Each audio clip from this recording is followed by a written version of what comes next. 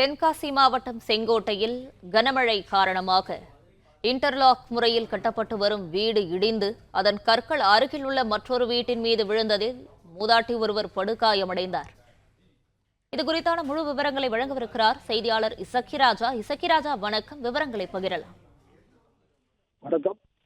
செங்கோட்டை நகராட்சி பகுதிகளில் SRK தெரு என்கின்ற பகுதி இருக்கிறது. இந்த பகுதியில் குறியில சாலையில ஆறுமுகம் என்பவர் இன்டர்லாக் முறையில் ஒரு வீடு கட்டி வந்தார். இந்த நிலையில் செங்கோட்டை வட்டார பகுதிகளில் கடந்த சில தினங்களாக பெய்த கனமழையின் காரணமாக ஏராளமான பகுதிகளில் பாதிப்புகள் ஏற்பட்டன. இந்த நிலையில் இன்டர்லாக் முறையில் கட்டப்பட்ட வீடு அருகில் உள்ள முத்தம்மாள் என்பவர் வீட்டின் மீது இன்று காலை சரிந்து விழுந்தது. அதில் முத்தம்மாள் வீட்டிற்கு இருக்கும்போது அவரது உடலில் பல்வேறு பகுதிகளில் காயங்கள் ஏற்பட்டு இது தொடர்பாக செங்கோட்டை தீயணைப்பு மற்றும் மீட்பு பணிகள் துறையினர் விரைந்து முத்தம்மாளை மீட்டு செங்கோட்டை அரசு மருத்துவமனையில் முதல் சிகிச்சைக்காக அனுமதிக்கப்பட்டார். பின்னர் தென்காசி அரசு மருத்துவமனை சிகிச்சைக்கு அனுமதிக்கப்பட்டுள்ளார். இது குறித்து செங்கோட்டை போலீசார் விசாரணை நடத்தி வருகின்றனர். இந்த சம்பவம் பகுதியில் பரபரப்பை ஏற்படுத்தியுள்ளது.